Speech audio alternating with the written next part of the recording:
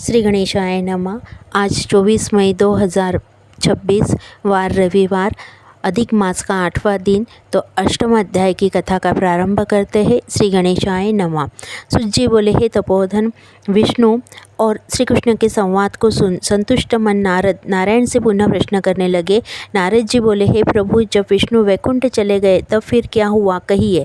आदि पुरुष कृष्ण और हरिसुत का जो संवाद है वह सब प्राणियों को कल्याणकारी है। इस प्रकार प्रश्न सुन फिर भगवान बद्रीनारायण जगत को आनंद देने वाला बृहद आख्यान कहने लगे। श्री नारायण बोले, तदंतर विष्णु बड़े प्रसन्न होकर वैकुंठ को गए और वहां जाकर, हे नारद, अधिमास को अपने पास ही बसा लिया। अधिमास वैकुंठ में वास पाकर अत्यंत प्रसन्न हुआ और 12 मासों का राजा होकर विष्णु के साथ रहने लगा। 12 मासों में मलमास को श्रेष्ठ बनाकर विष्णु मन से संतुष्ट हुए। हे मुनि, अनंतर भक्तों के ऊपर कृपा करने वाले भगवान युधिष्ठिर और द्रौपदी की ओर देखते हुए कृपा करके अर्जुन से यह बोले। श्री कृष्ण बोले, हे राजा शार्दुल, हमको मालूम होता है कि तपोवन में आकर आप लोगों ने दुखित होने के कारण पुरुषोत्तम मास का आदर नहीं किया। वृंदावन की शोभा के नाथ भगवान का प्रिय पात्र पुरुषोत्तम मास आप वनवासियों का प्रमाद से व्यतीत हो गया। भीष्म, द्रोणाचार्य, कर्ण के भय से संतस्त्र मन आप सब लोगों ने भय और द्वेष से मुक्त होने के कारण प्राप्त पुरुषोत्तम मास का ध्यान नहीं किया। कृष्ण द्वैपायन व्यासदेव से प्राप्त विद्या के आराधन में तत्पर रणवीर अर्जुन के इंद्रकील पर्वत पर चले जाने पर उसके वियोग से दुखित आप लोगों ने पुरुषोत्तम मास को नहीं जाना। अब यदि आप यह पूछे कि हम क्या करें, तो मैं यही कहूँगा कि भाग्य का अवलंबन करो। पुरुषों का जैसा अदृष्ट होता है वैसा ही सदा भासता है। भाग्य से उत्पन्न जो फल है वह अवश्य ही भोगना पड़ता है। सुख, दुख, भय, कुशलता इत्यादि भाग्यानुसार ही मनुष्य को प्राप्त होते हैं। अंत अदृष्ट पर विश्वास रखने वालों आप लोगों को अदृष्ट पर निर्भय रहना चाहिए। अब इसके बाद आप लोगों के दुख का दूसरा कारण और बड़ा आश्चर्यजनक इतिहास के सहित कहते हैं। हे महाराज, हमारे मुख से कहा हुआ सुनो। श्री कृष्ण बोले, यह भाग्यशालिनी द्रौपदी पूर्व जन्म में बड़ी सुंदर मेधावी ऋषि के घर में उत्पन्न हुई थी। समय व्यतीत होने पर जब 10 वर्ष की हुई तब क्रम से रूप और लावण्य से युक्त अति सुंदरी और आकर्णांत नेत्रों से शोभायमान हुई। चातुर्य गुण से युक्त यह अपने पिता के एकमात्र एकलौती कन्या थी। अंत चतुरा, गुणवती, सुंदरी यह पिता की बड़ी लाडली थी। मेधावी ने सदा लड़के की तरह इसे माना, कभी भी अनादर नहीं किया। यह भी साहित्य शास्त्र में पंडिता और नीति शास्त्र में भी प्रवीणा थी। इसकी माता इसकी छोटी अवस्था में ही मर गई थी। पिता ने ही प्रसन्नतापूर्वक पाला पोसा था। पास में रहने वाली अपनी सखी के पुत्र पुत्रादि सुख को देख इसको भी स्पृहा हुई और तब यह सोचने लगी कि हमें भी यह सुख कैसे प्राप्त होगा। गुण और भाग्य का निधि, सुख देने वाला पति और सत्पुत्र कैसे होंगे। इस प्रकार मनोरथ विचारती हुई सोचने लगी कि पहले मेरा विवाह उपस्थित था, परंतु भाग्य ने बिगाड़ दिया। अब क्या करने से अथवा क्या जानने से एवं किस देवता की उपासना करने से या किस मुनि के शरण जाने से अथवा किस तीर्थ का आश्रय करने से मेरी मनोकामना पूर्ण होगी। मेरा भाग्य कैसा सो गया कि कोई भी पति मुझको वरण नहीं करता है। पंडित भी मेरा पिता मेरे ही दुर्भाग्य से मूर्ख हो गया है। बड़ा आश्चर्य है, विवाह का समय उपस्थित होने पर भी मेरे समान वर को पिता ने नहीं दिया। मैं अपनी सहेलियों के बीच में प्रमुख हूँ, परंतु कुमारी होने के कारण पति दुख से पीड़ित हूँ। जैसे मेरी सखियाँ पति सुख को भोगने वाली है, वैसे मैं नहीं हूँ। मेरी भाग्यवती माता क्यों पहले मर गई। इस प्रकार चिंता से व्याकुल कन्या मनोरथ रूप समुद्र के मोहरूप जल में निमग्न हो शोक मोहरूप लहरों से पीड़ित हो गई।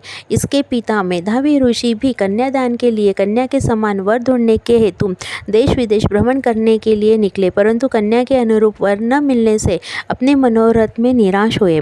कन्या के और अपने भाग्य से कन्यादान रूप संकल्प के पूर्ण न होने से देवयोग के कारण बड़ा भारी दारुण ज्वर उन्हें आ गया।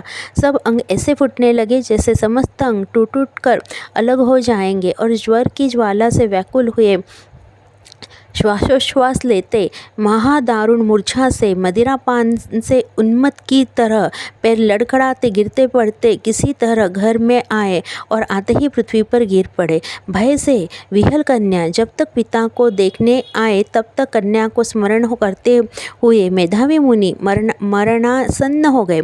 भाग्य के फल रूप बल से एकाएक कांपने लगे और कन्यादान प्रसंग से उठा हुआ जो महोत्सव था वह जाता रहा। तदंतर पहले किए हुए गृहस्थाश्रम धर्म के परिश्रम के प्रभाव से संसार वासना का त्याग कर भगवान में चित्त को लगाने लगे।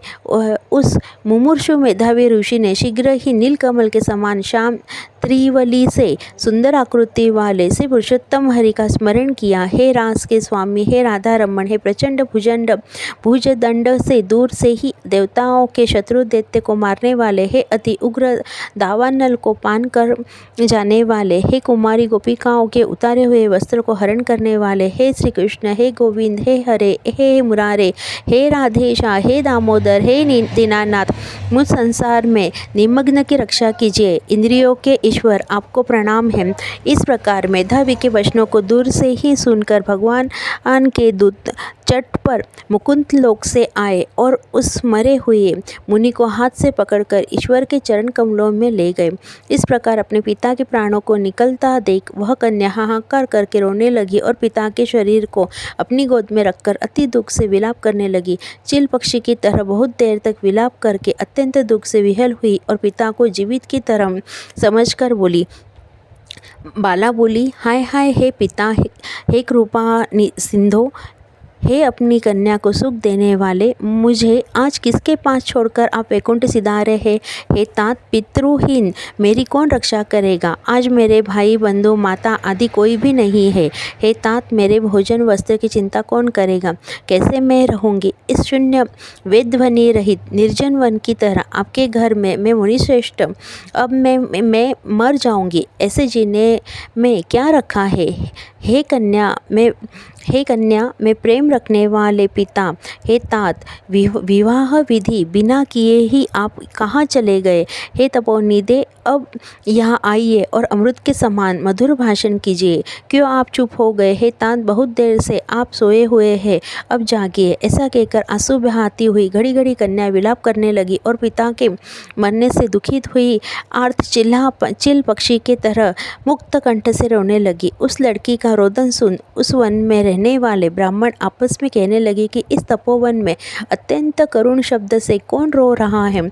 ऐसा कहकर जब तपस्वी चुप होकर यह मेधावी ऋषि की कन्या का शब्द है ऐसा निश्चय कर घबराए हुए हाहाकार करते मेधावी के घर में आए और वहां आकर सबने कन्या के गोद में मरे हुए मेधावी ऋषि को देखा और देखकर उस वन में रहने वाले सभी मुनि भी रोने लगे। कन्या की गोद से शव को लेकर शिव मंदिर के पास शमशान पर गए। वहां काष्ठ की चिता लगाकर विधि से अत्यदिष्ट कर्म कर उसका दाह किया। दाह के अनंतर कन्या को समझाकर सब ऋषि अपने अपने आश्रम गए। इधर कन्या भी धैर्य धारण कर यथाशक्ति क्रिया के लिए द्रव्य खर्च किया। इस प्रकार पिता की मरण क्रिया को करके कन्या इसी तपोवन में निवास करने लगी और पिता के मरण रूप दुखाग्नि से जली हुई रंभा की तरह व्यतीत होती हुई एवं बछड़े के मर जाने से जैसे गौ चिल्लाती है और खाती नहीं दुर्बल होती है, वैसे ही यह बाला भी दुखित हुई। इति श्री ब्रह्म नारदीय पुराण पुरुषोत्तम मास महात्म्य अष्टमो अध्याय। गोपाल कृष्ण भगवान की जय। ओम नमो भगवते पुरुषोत्तमाय नमो नमः। श्री कृष्ण गोविंद हरे मुरारी, हे नाथ नारायण वासुदेवा।